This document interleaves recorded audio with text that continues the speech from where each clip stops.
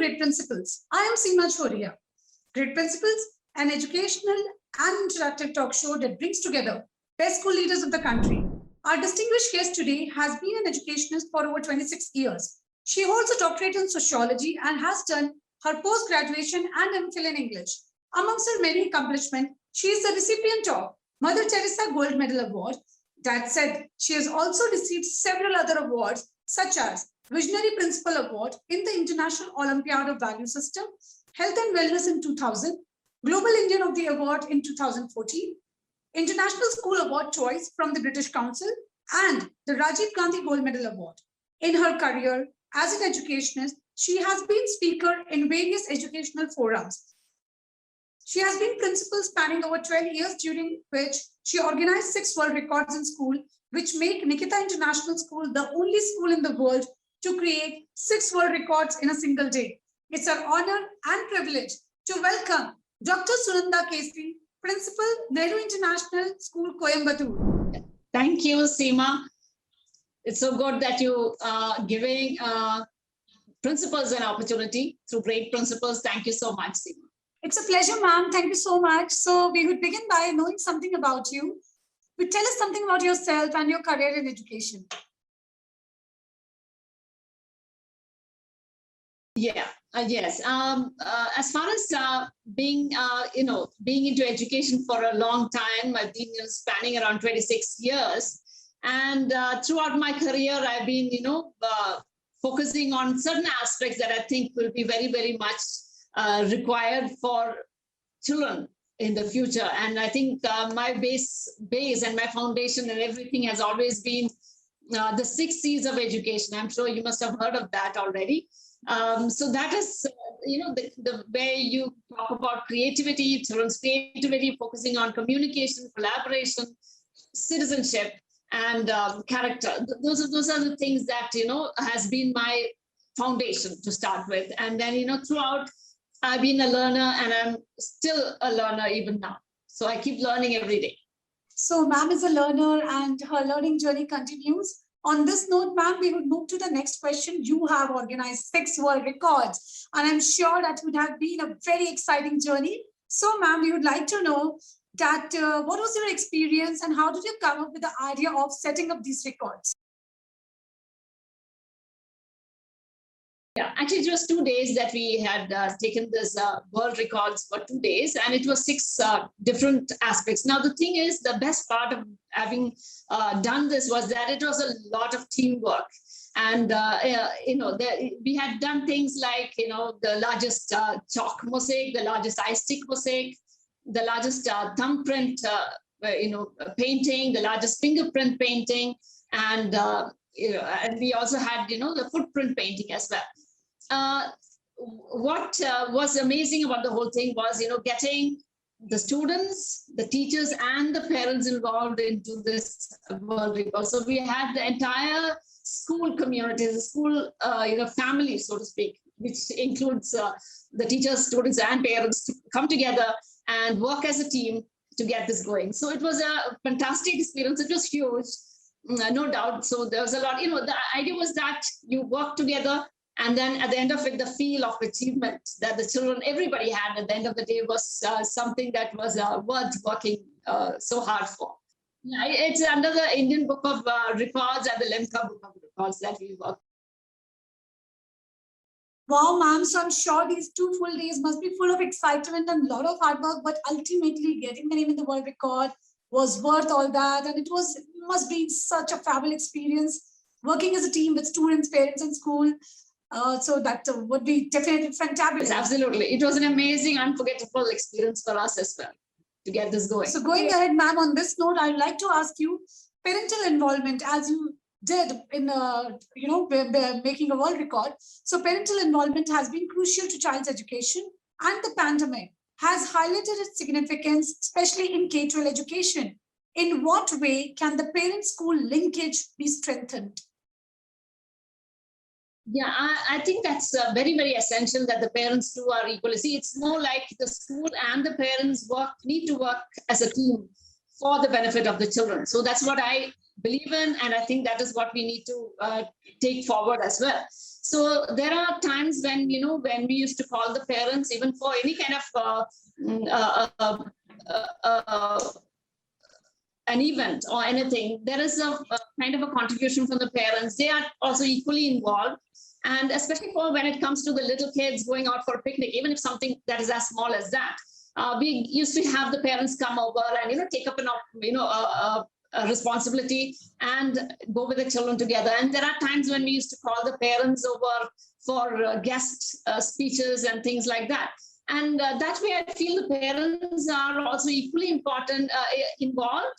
And, they're also part of the school, part of helping the school grow better, bigger in every way possible. It helps a lot. And I think it's very, very essential that the school and the parents work together as a team. Absolutely, ma'am. Parental involvement do, invite success for school as well as children. So it's important for parents to be involved. An involved parent is bound to build more successful child. Absolutely, absolutely. I think that's so much needed. It's not like, the parents just leave the children and they forget about the whole thing. And somehow it doesn't work that way. I think it is important that the parents too are equally, there, somewhere there to, see that, whatever support they can give the school, if they are there to support, I think it goes a long way. Absolutely right, ma'am. So parental involvement not only accounts for the success of student, in fact, it is equally important contribution for the success of school as well. On this note, ma'am, we would move to our next question. Are there any subjects you believe should be taught in school, but are not part of the current curriculum? If so, why do you think so? It's important for children to learn these things. Yeah, very, very, very important, because there are some things that even I feel sometimes handicapped, when there are certain things like, whether it's finance management for everybody, whether it's a boy or a girl, whether it's cooking, I think everybody needs to learn those life skills that is so much required. So even at this point, we do give life skills, but there's again a matter of choice, whether a child wants to pick up this particular thing or not. But I think we can make it in such a way that every child goes through a little portion of their life learning all these basic skills. That helps a lot, especially at a later point in life. There's not going to be only some part of the community, only group of people only cook or only do this kind of thing. The finances, the ladies never take care of that at all. So I think it is important that everybody takes up an equal responsibility, have an understanding about what life is all about, which is, I think, sometimes not stressed or given enough importance in schools. I think we need to go with that. Absolutely, ma'am. So life skills needs to be taught in the school curriculum.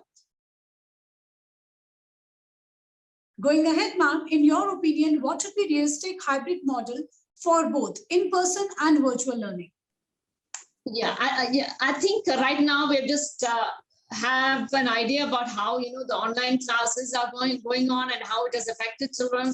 And I think once things become normal, we might have to make a blend of these two, because somewhere along the way it might help. So even in our school, what we have done is that the school the classes are recorded.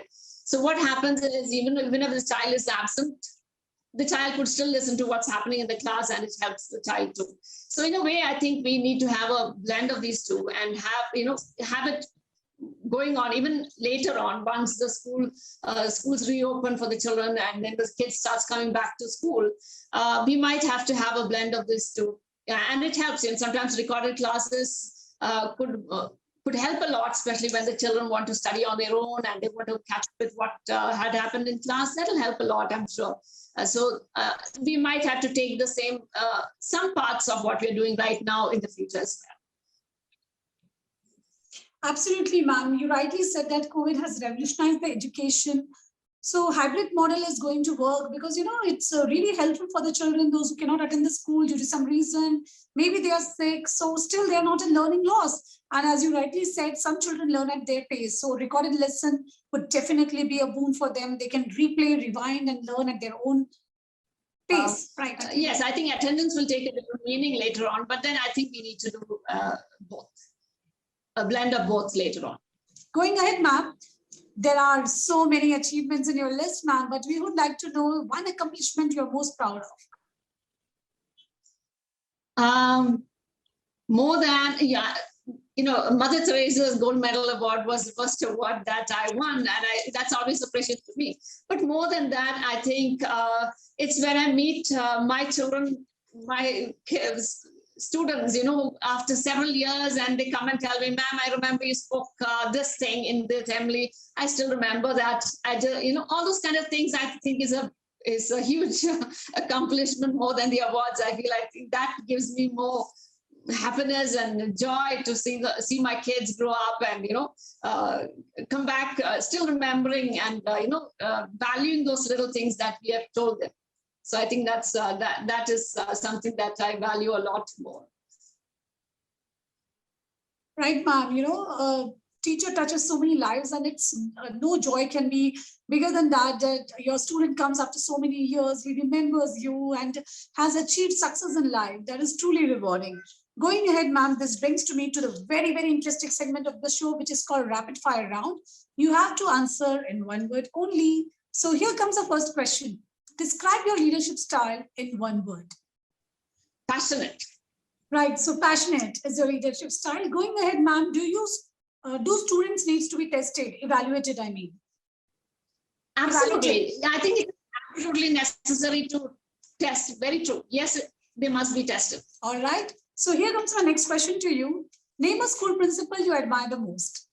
Okay, I wouldn't say I have just one principal who has inspired me. I have, if I may use two words there now. One is Mrs. Shushila Srinivasan. She was the first principal I had to work under. And the other person is Mr. Anurag Sangal. The difference was that Mrs. Shushila Srinivasan used to, what shall we say, was very kind, very approachable. And that's something that and she used to push us to do things, beyond our understanding. So in that case, we pushed our own boundaries. And Mr. Anurag Sangal used to, go out of the norms to do things and yet keep, good bonding with every teacher. So that helped. So those are the two things that I carry with me from these two principles. Right, ma'am, great. So going ahead, ma'am, can online learning replace traditional schooling? It cannot be replaced. Online learning cannot be replaced simply because I think somewhere along the way, you need to have a bonding with your teacher to, I think social skills is something that we miss out when you're having those online classes. Somehow, that human touch is lost somewhere. So I don't think it can ever be replaced, but then it can be a part of teaching. But it cannot be replaced, definitely not. Right, ma'am. Rightly, ma'am. Definitely children are missing on the social question. Moving on to the next question, what do you find more important, talent or systematic learning? I would say systematic learning is important, no doubt. There's got to be some kind of systematic learning, but I think right now it is a talent that works. You need to be an individual specialist these days to, come up separately to shine in your own field. And maybe follow your passion. It could be two different things, like it could be in architecture or what archaeology and journalism. There are two different things. But then if you specialize in those both, it's your talent that comes out. And I think talent is highly, highly important nowadays. Somewhere you have to bring your creativity going. Talent is definitely important, no doubt. Right, ma'am. Talent is most important today. So going ahead, ma'am, last question of the segment. Do you think homework is necessary for effective learning? Yes, homework is definitely needed, no doubt. But the kind of homework you give matters a lot. A homework cannot be something that you just copy from somewhere or you just pick it up, copy and paste kind of thing. I think the homework can be something where the child does a little bit of his own research and learns something out of that. Even, little kids, there were times when we used to ask them to record the climatic conditions on a daily basis, and they learn quite a bit with that. So I think that is the kind of homework that has to be given. So this brings me to another segment of the show, which is called Hidden Talent. Man, we got to know a lot about your professional life. Now let us know something about your hobbies or sports that you're involved outside your work, and why do you enjoy them? Yeah, I do a lot of reading. I read a lot, a huge lot. Anybody who's a reader, I think automatically goes into writing too. So I do a little bit of writing as well. So those are the two main things that I do passionately. So those are the things, and sports. I'm not too good with that, but I enjoy playing a little bit of badminton once in a while. Those are the things that takes me out, to de-stress myself. Yes, long walks, trekking. Those are the things that energizes. So this is ma'am. She's an avid reader. She's a writer, and she loves going on long walks. And these are the hobbies which she has enrolled in. So this brings to me to the very last question of the day, to the last question of the show, which is called Question of the Day or Viewer's Choice Question. So ma'am, the question is, what are the advantages and disadvantages of letting students direct their own learnings? I think one thing is the advantage is that the child would do something from his heart. I think he would work towards it. If you leave him to make his own choices, it helps because he is doing it on his own. He is interested. He'll probably choose something that he's interested in, and he'll probably go to the deep end of whatever subject matter that he wants to go to. That is the advantage, because he's doing it because he likes it and nobody's forcing it on him. And I still see some of the kids having gone in for MBBS and not being able to withstand long hours of standing, or the kind of difficulty that comes with the job. They're unable to do it because they've just been pushed into it. Whereas when a child comes on his own, out of his own passions, I think definitely there will be a kind of passion and a motivation of its own for a child to complete the work that he wants to pursue, and maybe he'll be happy doing it.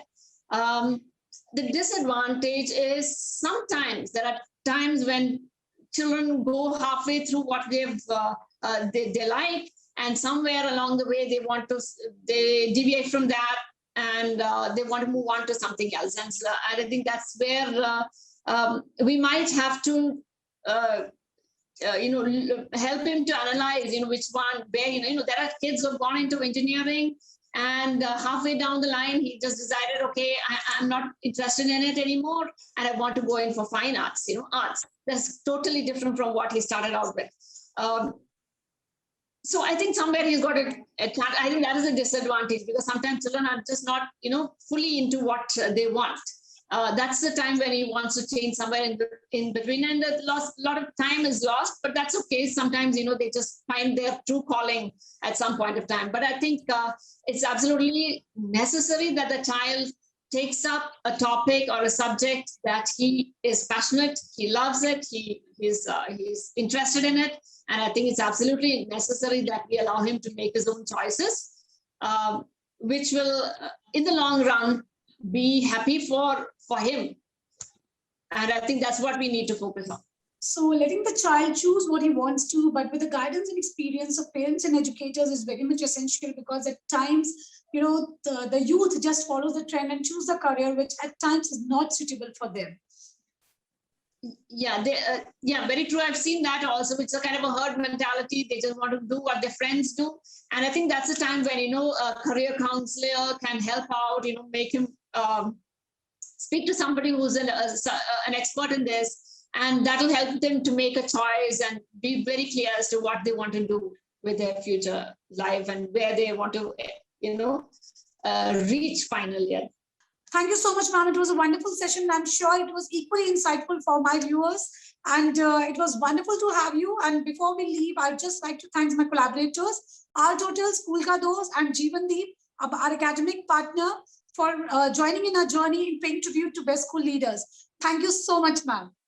And thank you, Seema, for giving us a platform to speak. It was, I think I have to thank great principals for giving me this opportunity. Great. I feel absolutely honored. And thank you so much.